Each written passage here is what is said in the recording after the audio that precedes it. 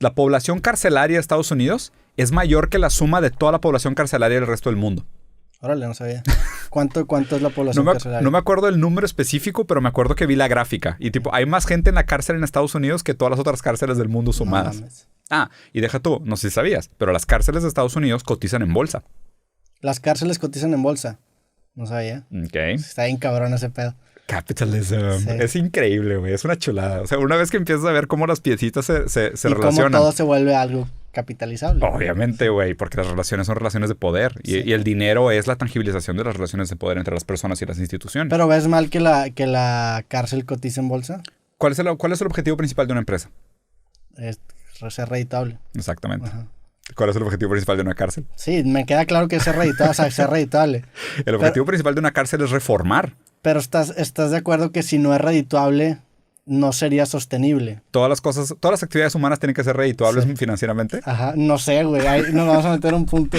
¿Quién sabe, güey? Si lo explotas al macro. Obviamente no, Robbie. Obviamente no. Sé, todo tiene que ser rentable. No, es que te estás yendo, creo yo, al extremo de absolutamente rentable o no. O sea, puede ser. No, pero no es que en el capitalismo, si no es rentable, quiebras y tienes que desaparecer. Pues es como si te digo, todas las personas tienen que ser rentables en el mundo.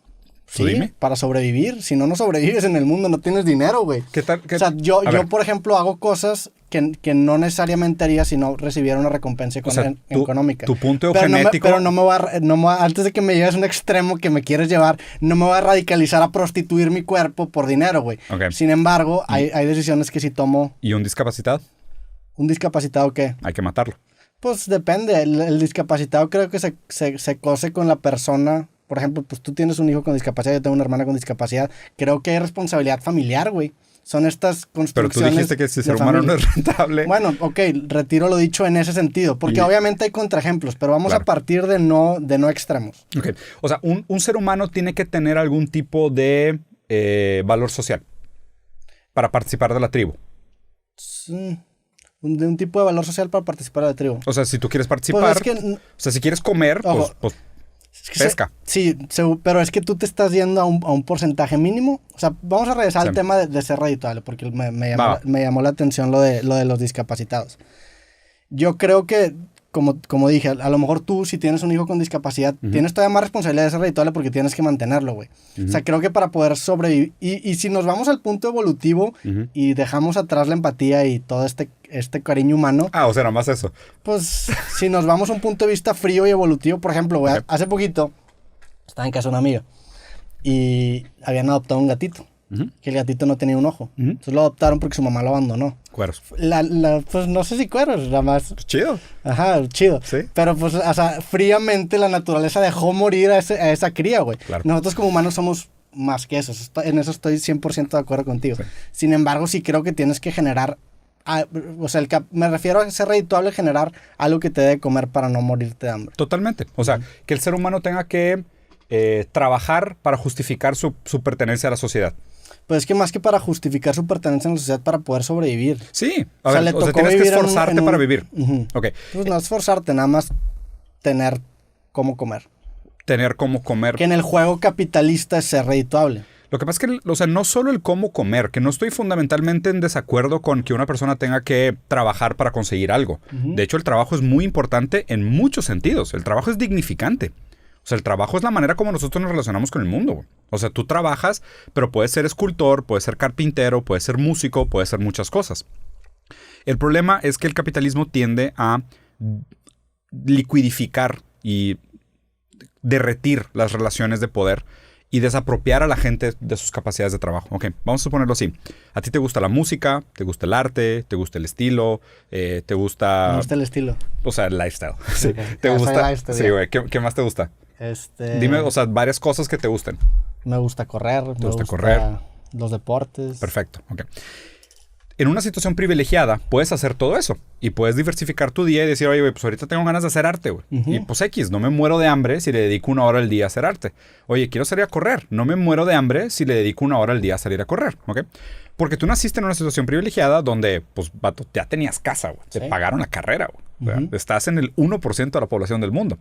A la gran mayoría del mundo no se les permite esos lujos. O sea, no se le permite el lujo de ser humano. Ahora, el problema es que tú naces desde un punto de desigualdad. Pero bueno, eso entiendo lo que dices del lujo de ser humano, pero ser humano en la concepción del siglo XXI. Porque en la concepción de antes, en el que éramos nómadas y estábamos buscando cazar, Sí. la definición de humano era precisamente esto. Ahorita que ya tenemos, Sobrevivir. Ajá. ahorita que ya tenemos resueltas esas necesidades básicas, Sí. trascendimos esa definición de humanismo, Sí. y ahora ya es el tener esas actividades de ocio. A ver, ahí te va. De hecho, uno de los dilemas de la filosofía, y lo plantea Hegel con una frase súper famosa, que es que la filosofía es como el búho de la Minerva, que solo toma vuelo en el crepúsculo, es como decir que la filosofía tiene el dilema de solo entender las cosas cuando ya se están terminando. ¿Sabes? O sea, se da cuenta que el pensamiento lo que hace es entender lo que ya pasó. Sí. Entonces, el búho solo vuela en el crepúsculo, cuando se está terminando la noche, ¿no? Entonces, la idea es, nosotros siempre juzgamos el pasado con los criterios del presente. Sí, es un sesgo gigantesco. Y no tienes la cómo falacia del historiador, le inventas una narrativa que te llevó al punto en el que estás y ahorita. no tienes cómo salir de ella. Pero es lo único que podemos hacer para Sí. verbalizar lo que pasó y encontrarle un sentido. Bueno, güey. para eso existe la teoría crítica y la dialéctica, que es decir, realmente entender cuáles son las cosas que existen por detrás de estas dinámicas de poder y cuáles son realmente las motivaciones. O sea, por ejemplo, para mí, uno de los conceptos más chafos que existe es la idea de que existe tal cosa como la naturaleza humana. O sea, existe tal cosa como la naturaleza humana fuera de aquellas condiciones materiales que te permiten expresarte de una manera o de otra. O sea, es muy fácil decir, es que el ser humano se comporta de tal manera competitiva y opera a través de la competitividad para progreso. Y te puedo enseñar históricamente cómo la competitividad trajo progreso. Pues sí, porque las condiciones eran de competencia. Sí. O sea, y están ahorita, por ejemplo, estudiando muchos casos de unos chavos, por ejemplo, que se quedaron varados en una isla y eran unos niños, ¿ok? Relativamente chavos. Y te cuentan la historia que ellos sobrevivieron, creo que 120 días en una isla y eran niños entre 13 y 17 años, güey. Y cómo colaboraron esos 100 días para sobrevivir todos. Y cómo entre ellos hicieron dinámicas de poder y se asignaron diferentes responsabilidades. Y oye, tú estás muy chiquito, güey, pues entonces sabes que tú te vas a quedar aquí, tú te encargas de barrer el piso de las cuevas. Tú que estás grande, tú vas a tener que subir el árbol para bajar cocos. Y tú que eres más fuerte, tú vas a tener que cortar madera. Y se atribuyeron diferentes responsabilidades entre todos para sobrevivir los 100 días. Habla de un espíritu humano de altísima colaboración. Sí, pero bueno, ahí lo que yo vería es que, ok, estaban colaborando porque estaban compitiendo contra un enemigo mayor, que era el hambre o el morirse desolado. O sea, ahí estás hablando de Maslow. Había una motivación que los hacía colaborar, güey. Entonces, o sea, no, antes de generalizar, no estoy diciendo que nada más estoy hablando de ese caso en específico, sí, que entiendo que colaboraron, pero también sí, es como, por ejemplo, cuando fueron víctimas de su contexto, es lo que estás diciendo. No, cuando hay, por ejemplo, una amenaza xenofóbico, racista, un cualquier país, película de invasión. Es cuando más se une la humanidad. Entonces, de ahí viene el populismo, es el fascismo también. Sí. Es encontrar un enemigo y así tienes un punto de referencia. Tienes un otro, y te constituyes en contraste al punto de referencia. Sí. O sea, es la contracultura. ¿No crees que en ese caso pasó eso con... ellos? Ajá. O sea, a lo mejor todos estaban metidos en esa situación tan drástica. Lo que estás tratando de plantear es que existe algo como... O sea, la naturaleza humana es la supervivencia. Estoy hablando nada más de ese caso en específico. O sea, que ellos lo que hicieron fue para sobrevivir. La naturaleza humana es pues es que no sé si es puramente para sobrevivir, pero encontraron en la colaboración una manera de tener más oportunidades de sobrevivir. Perfecto, ok. Entonces ahora como humanidad decidimos que no necesariamente necesitamos colaborar para sobrevivir, porque aquellos que tienen las condiciones adecuadas, aún sin colaborar, garantizan su supervivencia y la supervivencia de su linaje. Es que no creo que haya habido una junta en donde definieron colaborar. Simplemente fue como algo que entendieron instintivamente. Sí, que sí, totalmente. Pero justo, o sea, creo que me estás dando la razón. ¿Qué me preguntaste? Te escuché la pregunta pasada. Que era, o sea, es que creo que me estás dando la razón. Seguramente estamos partiendo de lo mismo. ¿Por qué? Porque el ser humano se comporta como sus condiciones materiales se los permiten. Sí. Ellos tuvieron que cooperar para sobrevivir. So they did. Ajá. Entonces, ahorita, pues no tenemos que colaborar para sobrevivir. Más bien, tenemos que competir para sobrevivir. Entonces, competimos. Pero bueno, compites... O sea, es que depende también de qué tanto abras el lente. A lo mejor compites en el macro, pero en el micro cierta competencia te va a hacer colaborar. Sí, por supuesto. O sea, cada dinámica individual de una persona con la otra, pues, a ver, y altamente debatible también, porque pudieras inclusive justificar que ahorita casi todas las relaciones tienen un motivo monetizable por detrás. Seguramente, este podcast es una razón. Definitivamente. Pero estamos colaborando. Que a ver, que no quiere decir que no seríamos compas, sino. Pero no estaríamos hablando a las 12 del mediodía. Un miércoles, Un miércoles. ¿Entiendes? Entonces, o sea, pudieras decir, y justo ahí es donde está mi postura, que es lo que platicamos a grandes rasgos el podcast pasado. No he podido superar el hecho del materialismo histórico y del materialismo dialéctico, que es, no existe tal cosa como una naturaleza humana, aunque el ser humano sí nace con algunas características y algunos instintos que lo conforman como ser vivo, la necesidad de supervivencia, el hambre, las necesidades fisiológicas, o sea, lo básico de la pirámide de Maslow, ¿no? O sea, sí nacemos con esas cosas, pero todo lo demás, el cómo nos creamos narrativas para justificar el sentido que le damos a nuestros instintos de supervivencia, son resultados de nuestras condiciones materiales, güey. Y no sientes, yéndonos a la parte de lo que decías de Maslow, ¿no sientes que la forma en la que interpretes lo que te hacen sentir las necesidades básicas también es subjetivo? O sea, ¿Sí? El hecho de que interpretes el hambre como algo negativo es subjetivo. Sí. Entonces ni siquiera eso es absoluto. Sí. O sea, si tú interpretas el hambre mal te mueres, güey. Porque, y a ver, en ese caso ya no sería lo natural sobrevivir. Deja tú, o sea, comemos muy mal. Comemos muy mal. ¿No? Pero comemos, sí. O sea, ve a dónde vas, pero comemos. O sea, sí. Es suficiente. Es como si te digo, pues vas a sobrevivir valiendo madre, pero vas a sobrevivir, bueno. Sí. Sigues estando de ese lado de la mitad. Creo que llega un punto donde... O sea, a ver, si tuvieras que ponerlo así como en el mínimo, la intención de la especie humana es pues, sobrevivir y multiplicarse.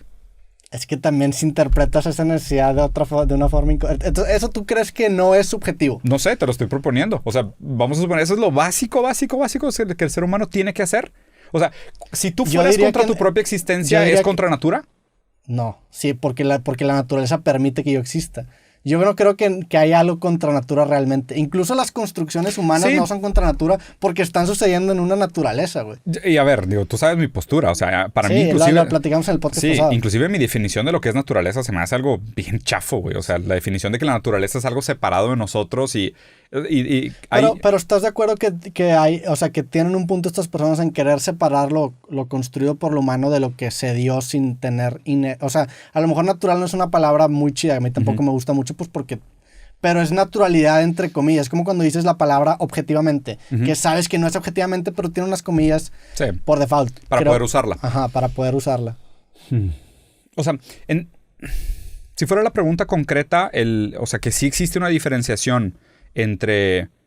Híjole, es que no sé, güey. Es un debate bien complicado el antiespecismo. O sea, ¿sí? el hacer esa distinción de que, el ser humano es una especie realmente especial. Híjole, güey, no sé, güey. O sea, y deja tú... Sí, más porque todo está conectado y pues el ser humano tuvo una conexión con todo lo que es y lo que existe. Entonces, es imposible... Mira, por ejemplo, hablemos del valor del mérito. Hablemos del valor del mérito en la individualidad y en la originalidad, ¿ok? Y creo que se conecta muy bien el tema, güey. Por ejemplo, ¿tú pudieras decir que un artista es completamente dueño de su mérito artístico? ¿Individualmente? No. Porque se está inspirando en lo que haya consumido anteriormente, es resultado de la cultura donde creció, la tecnología que usa y las herramientas que usa para crear su arte probablemente no fueron creación suya. Realmente la parte que tú pudieras decir, esto es mérito del artista, es relativamente pequeño. No, es nada. Es nada, absolutamente nada. Gracias, camarada comunista. Sí, totalmente. O sea, pero vamos a regresar al tema que platicamos el podcast pasado, que es el determinismo duro. A ver. O sea, realmente, y lo platiqué en un podcast de altoparlante que me invitaron, güey.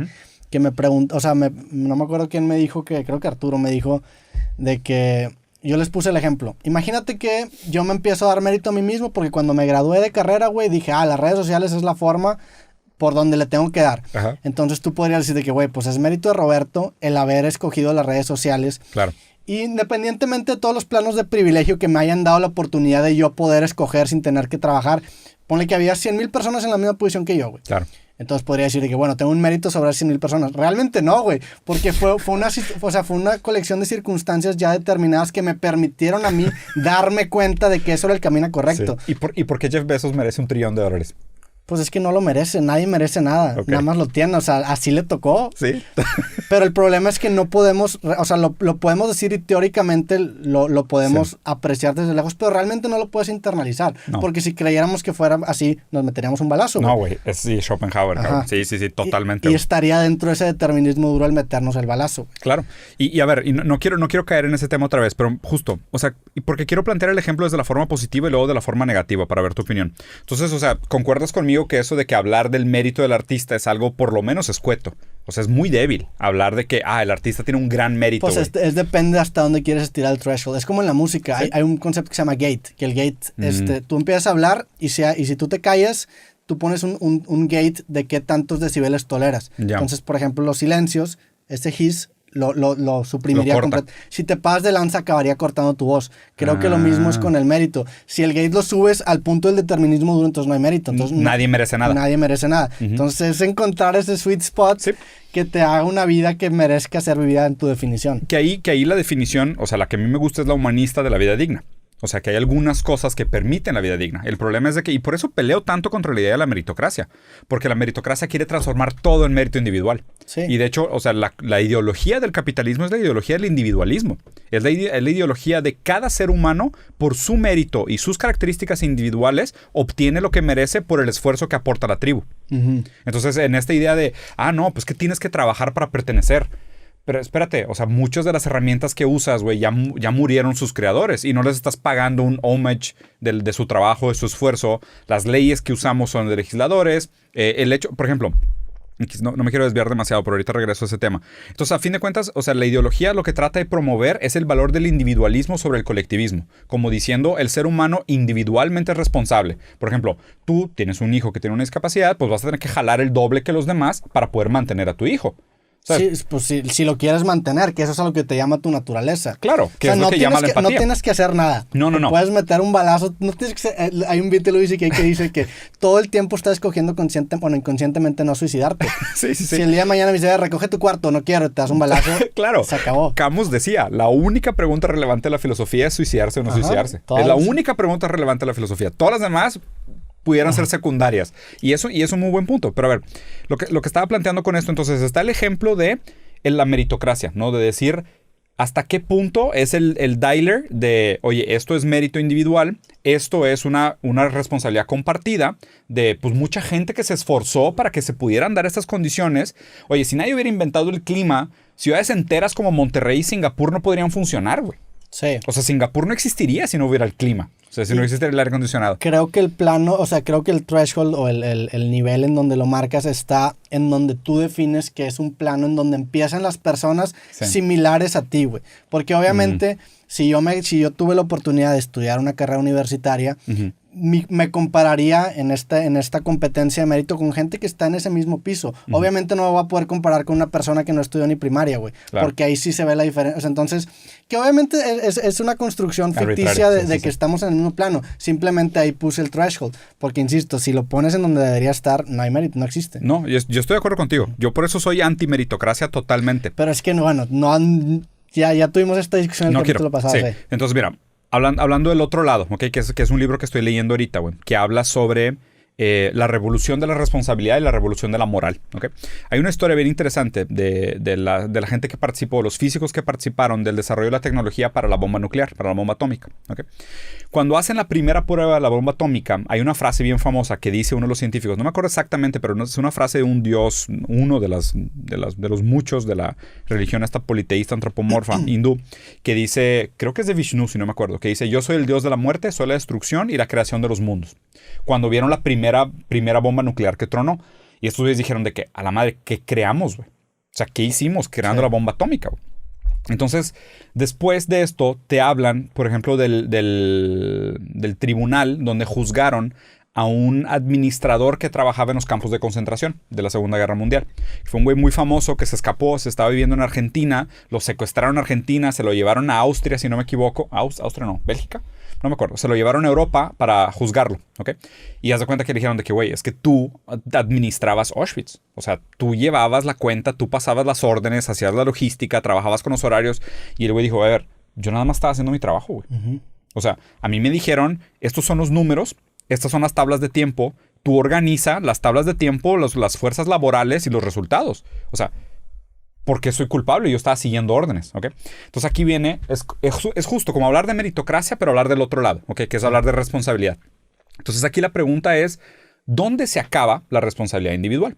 Porque justo ahorita en lo que estamos viviendo, tenemos lo peor de los dos mundos. donde todo lo bueno que haces es responsabilidad tuya, más bien es mérito tuyo, pero todo aquello de lo que participas que es nocivo para el mundo no es responsabilidad individual. Sí. ¿Sabes? Ahorita estamos en el peor de los momentos y esto se llama capitalismo tardío. Y eso creo que lo generan estas entidades gigantescas que son las empresas, que son, por ejemplo... Economía global. Ajá, porque... por ejemplo, en H&M, güey, que tienen gente trabajando en no sé dónde Malasia, chingados, güey. pagándoles no sé cuántos centavos la hora, güey. Creo que la compañía es tan grande que la responsabilidad se disuelve, por así decirlo. Entonces, pues todo el mundo le echa la culpa al de arriba, hasta que el de arriba le echa la culpa a todo lo que tiene que mantener abajo. Claro, y entonces dice, yo estoy desconectado. Ajá, sí. O sea, para mí es un Excel que está ya lejísimo. Se vuelve un deadlock. Sí, güey. Y entonces ahorita vivimos en el peor de los mundos. O sea, en el peor de los mundos en este momento. Porque siempre vivimos en el peor y en el mejor de los mundos. Sí. Es lo raro, güey. Porque pues es de nuevo la paradoja de tener que juzgar el presente y el pasado solo con la óptica y la lógica del presente. Sí. Pero por eso la intención es no llegar con vergüenza al futuro, güey. Porque pues digo, la intención es que se pueda mejorar. Entonces la crítica es, oye, güey, pues tenemos un pedo grave. Porque de un lado está la meritocracia que hemos hablado extensamente sobre el tema. Pero por otro lado, necesitamos una revolución de la responsabilidad.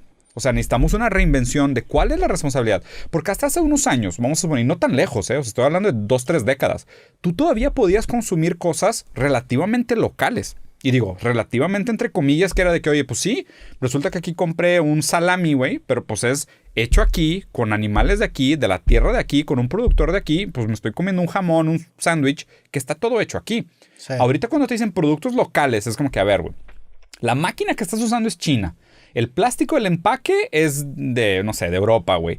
¿Sabes? O sea, la tecnología es una cámara fría japonesa. Y sí, los ingredientes a lo mejor son locales. Pero fíjate que la lana que te fondea es de un investment fund que tiene manos en Malasia e Indonesia, güey. Y eres parte de la cartera de las inversiones que están en otro lado del mundo. Entonces, ¿existe realmente tal cosa como una conciencia de, es que voy a consumir local? Que a ver, yo soy a favor. Para mí se me hace ya es obsoleto lo de local. Lo de favorecer el tema local. A mí se me hace artificial. O sea, se me hace en un mundo globalizado no puedes esperar que funcione. Ajá. No escala.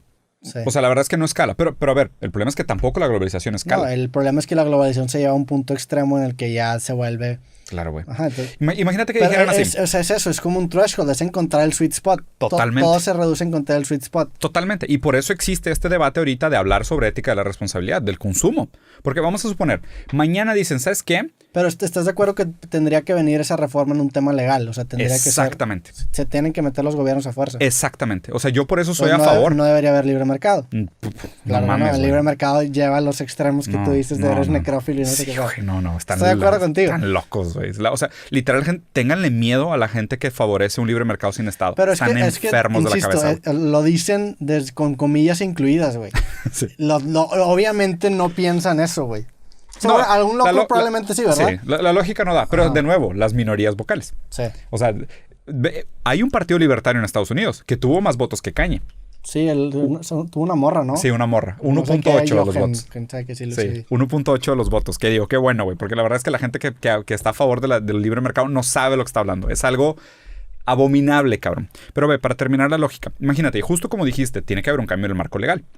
Vamos a suponer, pasan una ley que dice está completamente prohibido el trabajo infantil, ¿no?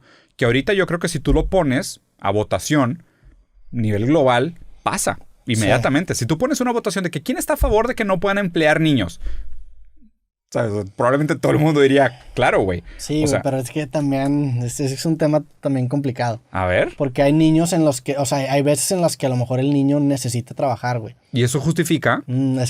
Porque lo mismo podrías decir la pedofilia, entonces, pero la prostitución infantil. No, la pedofilia sí es diferente. No, pero la prostitución infantil. Sí, estoy de acuerdo. Te digo, te estás hablando del tema lucrable, que si alguien necesita va a vender a su hijo. Eso te lo refieres. O su cuerpo. Sí. Imagínate, ¿puedo vender mi páncreas para pagar mi renta? Sí, estoy de acuerdo que eso está mal, güey. Pero estás tomando el trabajo infantil, lo estás metiendo dentro, o la prostitución lo estás metiendo dentro del trabajo infantil. Pero es que o lo demonizas o lo romantizas. Es que no creo que sea un punto así. Por ejemplo, güey, imagínate, tú tienes una tiendita, güey. Tu hijo va a trabajar, va a estudiar en la tarde y pues en la tarde te ayuda a estar en la tiendita, te ayuda a atenderla y está jugando y la chingada. Eso sería ilegal y sería penado. No, que te esté ayudando y para que tú, o sea, tú como papá dices, aquí quédate, hijo, te voy a enseñar algunas cosas sobre administración y responsabilidad. I'm okay with that. Pero el hecho de que un tercero lo pueda contratar Estoy de acuerdo, ok, que se quede en tema familiar, a eso es lo que voy. Porque estás hablando de ponerlo en un marco legal. Cuando lo pones, ve cómo funcionan las leyes. Es el problema, que siempre te vas a ir a los extremos. Porque la gente hace eso. Porque sí, tú pones una ley... No estoy diciendo que tú, sí, o sea, estoy hablando del empresario. Siempre se va a ir a la orilla de la ley para pagar menos impuestos, para... Claro. Realmente tienes que poner esos impuestos. El que hace las leyes es el que tiene que considerar tanto las romantizaciones como los mejores escenarios y tiene que considerar los peores escenarios. Porque como tú lo dijiste, el empresario lo que va a hacer es buscar cómo zafarla. Claro. Pagar el salario mínimo. Por supuesto, todas las condiciones, lo mínimo. Ve cómo funcionaba Inglaterra. Inglaterra tenía un ejército de niños que limpiaban chimeneas porque cabían en las chimeneas. En el momento... Te lo juro. Güey, claro, es algo súper... Hay miles de fotos en internet. En el momento que el gobierno dijo, oye, ¿sabes qué? Se mueren muchos niños atrapados en chimeneas o se escalabran porque se caen, inventaron las palas para limpiar chimeneas. Antes era más barato hacerlo con niños. Sí. O sea, por eso tiene que haber una evolución de la moral. Entonces, imagínate, güey, hacemos una evolución de la moral y votamos de que, ¿sabes qué? Ya platicamos con Roberto, güey, estamos de acuerdo, emplear niños está mal, ¿ok? Romantizado a lo mejor podría sonar como algo positivo, que de hecho lo dijo Bill Gates y Melinda Gates. No creo que sea lo positivo. O sea, Melinda Gates dijo, es una manera de que aprendan skills de responsabilidades de temprano. Güey, está como para darle con una pala en la jeta, güey. Sí, güey, es que tampoco... Y Melinda Gates, güey, es como que chingados, ¿cómo puede existir gente así, güey? Pues es que, güey, también, o sea, yo no lo veo tan satanizado como tú. Entiendo que se hace mucho más grave porque ella es quien lo está diciendo. La persona que está en la cumbre del capitalismo. Que su dinero podría resolver el hambre en África. Estoy de acuerdo. O sea, y dice que no, trabajo infantil está bien porque aprenden skills. También entramos de cierta forma en una dominem en el que le estamos dando... O sea, si lo hubiera dicho una persona de clase baja, güey, eso mismo... No lo satanizarías tanto. No, igual le diría, pues, o sea, le falta información. Probablemente igual que a Belinda. Le falta información. Sí. Melinda Gates, ¿no? Pero el caso es, entonces, pues, prohibimos el trabajo esclavo infantil, ¿ok? Entonces resulta que ahora tenemos una deuda que pagar. Porque todos los celulares fueron hechos con trabajo esclavo infantil. O sea, por lo menos, o sea, deja tú lo de China, que es altamente probable y altamente comprobable también. Pero las minas de minerales en Congo. O sea, sabemos que no solo provoca guerras, sino que la gran mayoría de los que trabajan son niños, ¿ok? Entonces el gobierno dice, ¿sabes qué? Ahora todo el mundo que haya comprado un celular de Apple en los últimos 5 años nos debe $100 por celular. Porque esos $100 lo vamos a usar para reconstruir una infraestructura de educación en Congo. Entonces, pues ahí lo que estás haciendo es repartiendo la responsabilidad. Y obviamente esas multas tienen que ser progresivas. Pero no creo que puedas aplicar una política retroactiva. Se tendría que ser de aquí en adelante. O sea, suben en lugar de... Porque eso es algo o sea, utópico, güey. Nadie va a pagar... Claro.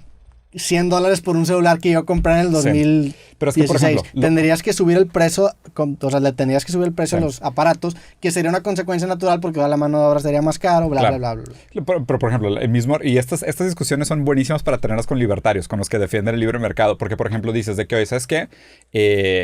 Deberíamos de partir de una economía libre, sin monopolios, sin intervencionismo del Estado. O sea, para que realmente el mercado pudiera dar lo mejor que da. Pero pues ahí ya lo estás limitando. Esa es la teoría libertaria, es esta de que pues, realmente el mercado se autorregula, el laissez-faire, o sea que la competencia humana lo que hace a través de la demanda es ir filtrando las utopías y ir mejorando el mundo porque nosotros con nuestro voto de compra vamos seleccionando la mejor de las versiones de lo que nos ofrecen los emprendedores. ¿Okay? Pues las prácticas monopólicas no están dentro de esa definición. Según los libertarios, y esto es yo no estoy de acuerdo, según los libertarios, en un mercado libre no existen los monopolios. No, o sea, son imposibles. Son imposibilidades económicas. Que los monopolios surgen de restricciones externas. Sí. Okay. Pues o sea, tienen un punto, güey. No, teóricamente sí, pero también... Sí. Pero dices, ok, perfecto, estoy de acuerdo. Pero entonces, si vamos a partir ahorita a un modelo más libertario, lo primero que tendríamos que hacer es resarcir y repartir todas las intervenciones estatales del pasado. Sí, todas las concesiones que se han dado. Oye, resulta que España le robó $3 trillones a México en plata. Dámelos. ¿Dónde están? Me los debes, güey. Sí, porque si no, no podemos empezar una economía. Es que, insisto, es encontrar el threshold perfecto. Ajá, ya, según quién y para exactamente, según quién. O sea, pues si te vas más atrás de que, bueno, antes México y España ni siquiera existían, güey. Exactamente. Entonces ya acabas borrando los países y pones un plano... No, pues qué justa la economía, güey. Sí. Ahora que ya llevamos 200 años sufriendo el colonialismo, 400 años sufriendo colonialismo, ahora se te parece una buena idea el libre mercado. Yo no estoy de acuerdo con la idea de que en un libre mercado no pueden surgir los monopolios. Ahorita ya pensándolo bien, porque si alguien encuentra una oportunidad de una forma muy temprana y lucra, crea... Vato, Totalmente de acuerdo. O sea, sí, porque bajo la utopía de los libertarios son liberales en lo económico y conservadores en lo moral. Según ellos, el buen empresario tiene valores morales y éticos. Sí. Por eso no existirían los monopolios. Sí, que es algo totalmente contradictorio, güey. Claro, güey. Sí. Claro. Entonces sí, ahí hay un impasse bien interesante de esta teoría libertaria, güey. Pero pues ya, dejemos la meritocracia, capitalismo y libertarismo de lado. Habían otros temas interesantes.